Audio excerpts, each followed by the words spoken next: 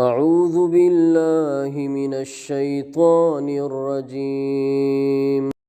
بسم الله الرحمن الرحيم. الرحمن علم القرآن خلق الإنسان علمه البيان الشمس والقمر بحسبان والنجم والشجر يسجدان والسماء رفعها ووضع الميزان ألا تطغوا في الميزان وأقيموا الوزن بالقسط ولا تخسروا الميزان والأرض وضعها للأنام فيها فاكهة والنخل ذات الأكمام والحب ذو العصف والريحان فبأي آلاء ربكما تكذبان خلق الإنسان من صلصال كالفخار وخلق الجان من مارج من نار فبأي آلاء ربكما تكذبان رب المشرقين ورب المغربين فبأي آلاء ربكما تكذبان مرج البحرين يلتقيان بينهما برزخ لا يبغيان فبأي آلاء ربكما تكذبان يخرج منهما اللؤلؤ والمرجان فبأي آلاء ربكما تكذبان وله الجوار المنشآت في البحر كالأعلام فبأي آلاء ربكما تكذبان كل من عليها فان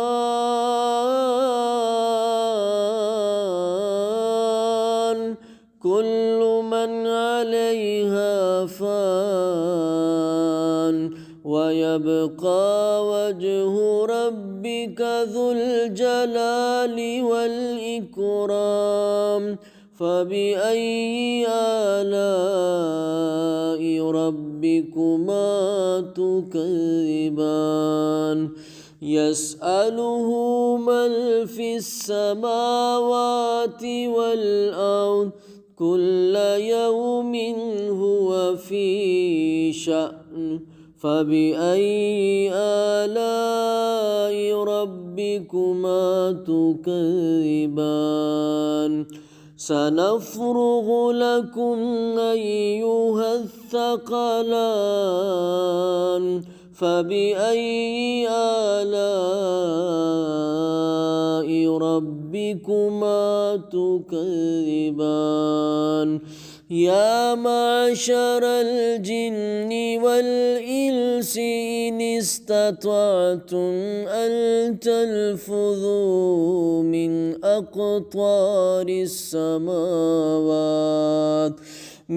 أقطار السماوات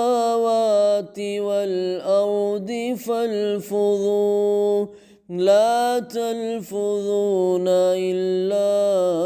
بسلطان فبأي آلاء ربكما تكذبان يرسل عليكما شواظ من نار ونحاس فلا تنتصران فبأي آلاء ربكما تكذبان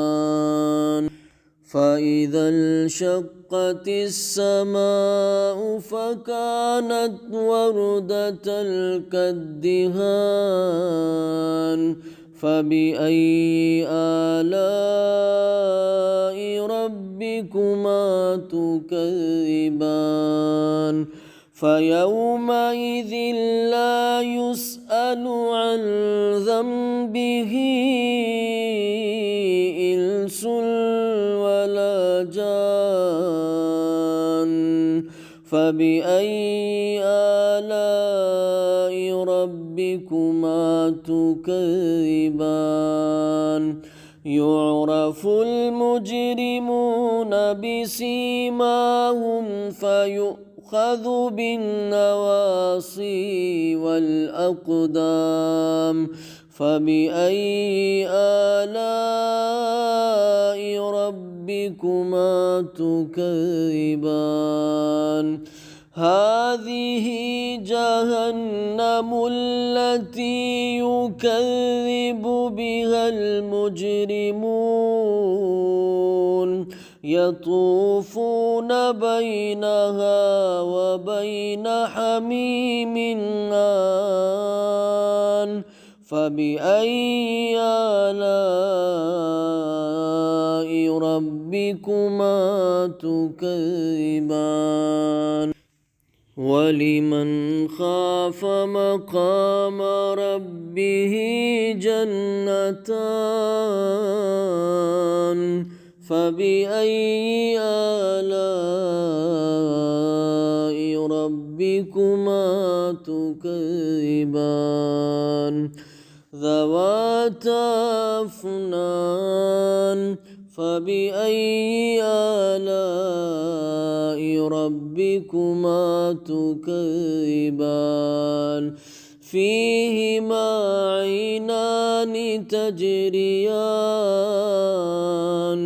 فبأي آلاء ربكما تكذبان فيهما من كل فاكهة زوجان فبأي آلاء ربكما تكذبان متكئين على فرش بطائنها من استبرق وجنى الجنتين دان فبأي آلاء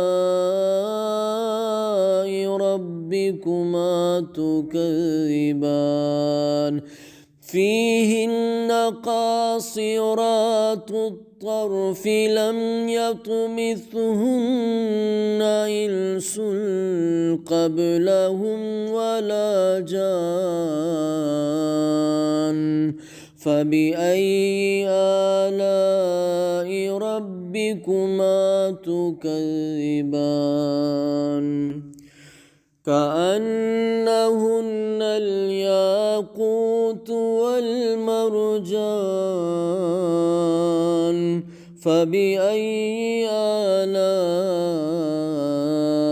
ربكما تكذبان هل جزاء الإحسان إلا الإحسان فبأي آلاء ربكما تكذبان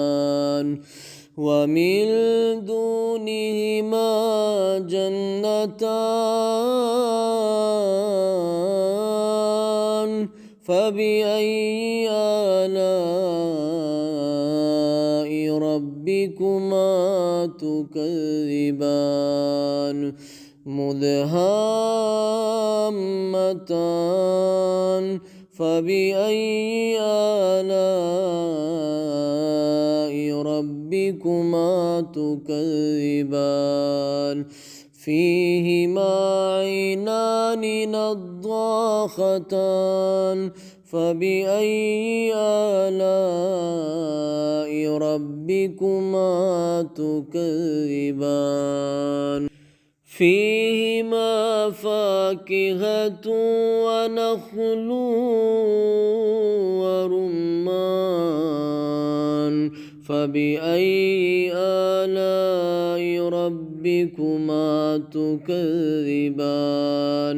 فيهن خيرات حسان فبأي آلاء ربكما تكذبان حور مقصورات في الخيام